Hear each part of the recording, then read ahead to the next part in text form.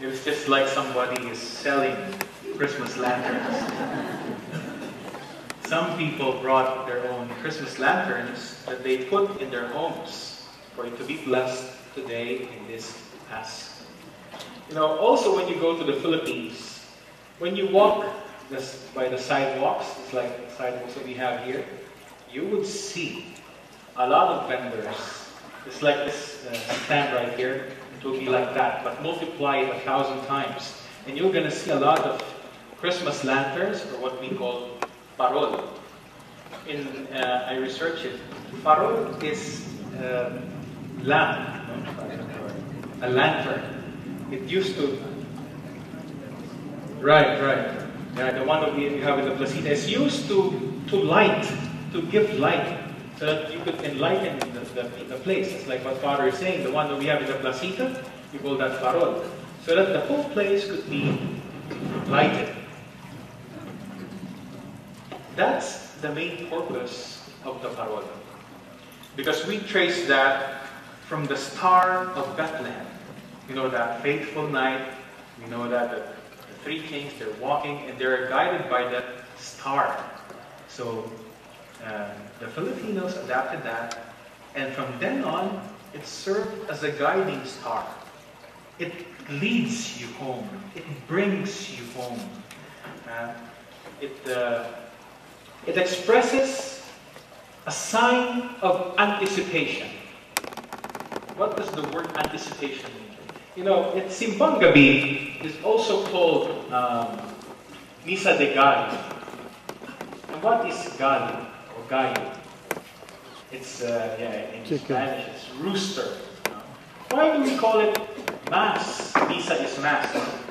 Misa de Gallo, Mass of the rooster. Is the rooster the one celebrating the Mass? No. Why is it called Misa de Gallo? You know, the Simbang Gabi back home, it is celebrated at 4 a.m. in the morning. Imagine that, waking up at like 2:30 or 3 o'clock just to prepare for the 4 a.m. celebration of the Mass. And why do they put it at around 4 a.m.? That's too early, right? 4 a.m. They say that even the angels are still asleep by then. Why too early? Because the farmers who are preparing to go to their fields, you know, to plant and take care of their crops, they leave early in the morning. And they want to go to this novenario, this Mass, before they go to the fields. So it makes sense to schedule it a lot earlier, so that they could go to Mass, and then after going to Mass, they would go work. Not only the farmers, you know, there are a lot of fishermen back home as well. And so the fishermen, they don't fish in the morning. When do they fish? At night. So they sail at like 9 p.m. or something like that, and they stay overnight in the sea. What time do they go back? Dawn, before the sun rises. And so it makes sense. The fishermen are coming from the sea.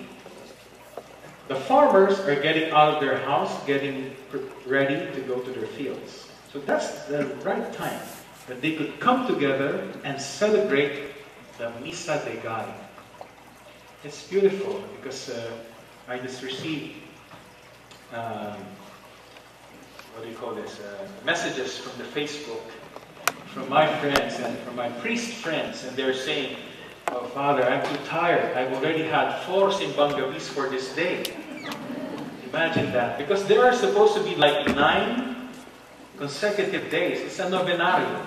That's why I was telling them probably next year we could schedule it not on an anticipated Sunday Mass, because it's a novenario.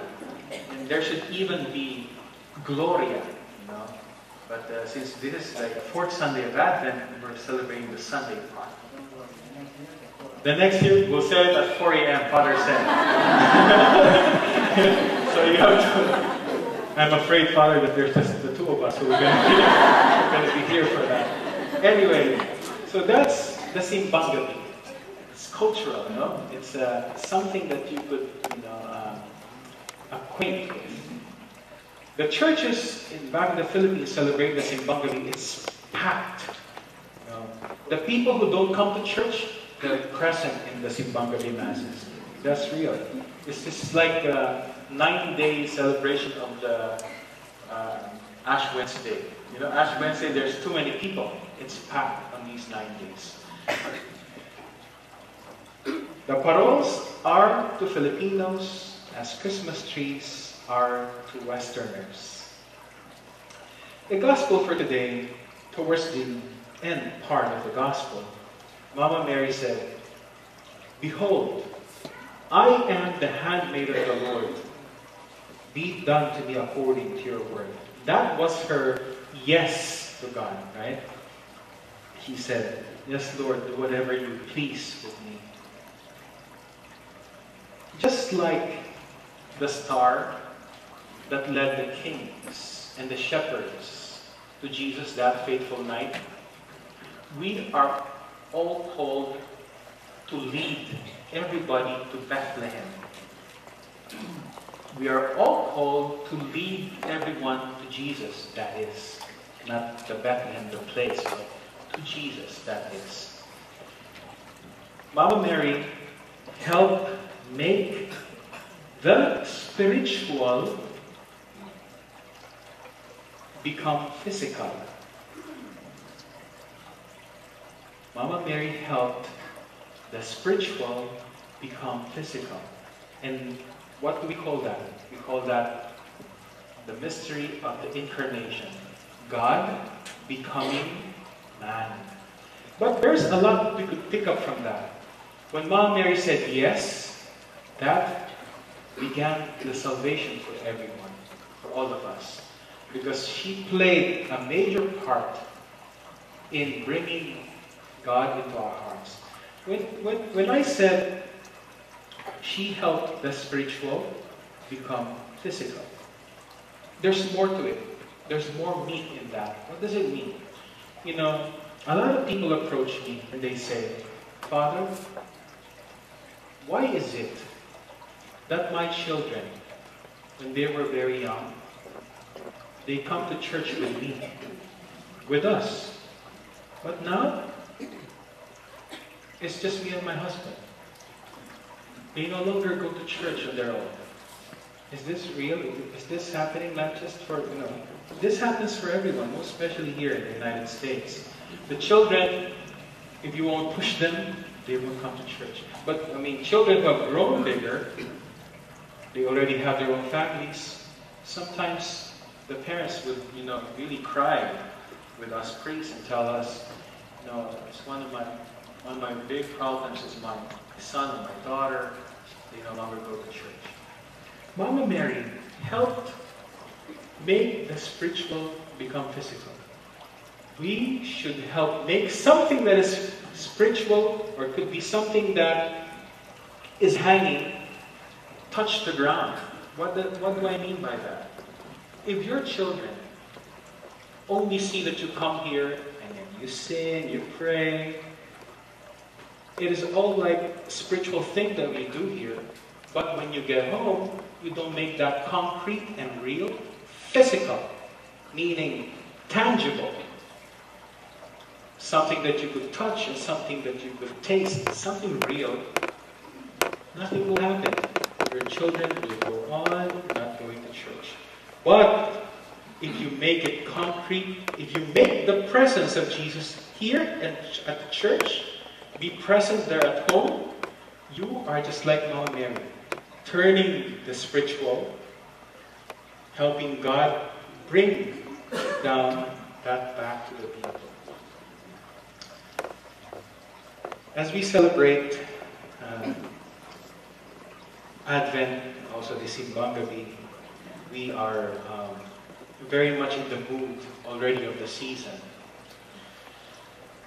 One time, back in 1870, in the Franco-Prussian War, the Franco-Prussian War is a war between the French and the German. Back in 1870, they had been battling all day. But when the sun came down, this is the 24th of December. This really happened in real life. December 24, they were battling. But when the sun came down, the soldiers in both parties, French and German, they were on their trenches, you know. And they know that it is Christmas Eve. And, you know, the stars are out. But everybody is tense. Because if one soldier just stands and aims and fires, they will fire back, right? It's a war. But at the strike of midnight, one of the soldiers from the French side stood up on the mound of dirt, stood up like this, and sang, "Oh, holy night, the stars are brightly shining. It is the night of our dear Savior's birth." Nobody fired a shot from the German side. That soldier who stood up finished the entire song. When he finished, I'm having goosebumps. Another soldier from the German side stood up on top of this mound of dirt and sang, "From heaven to earth come." Nobody who were there back at that Christmas Eve on that day of war ever forgot that event. Christmas is universal. The language of Christmas is universal. It's like right now, we're gathering here, people from different countries. We're gathering together and celebrating this beautiful event as we prepare for the coming of Jesus, His first coming on Christmas. Let us raise our prayers. Let us boost ourselves. We have to stop short-selling ourselves, because together with Mama Mary and the rest of the people, we are part of the wonder of Christmas.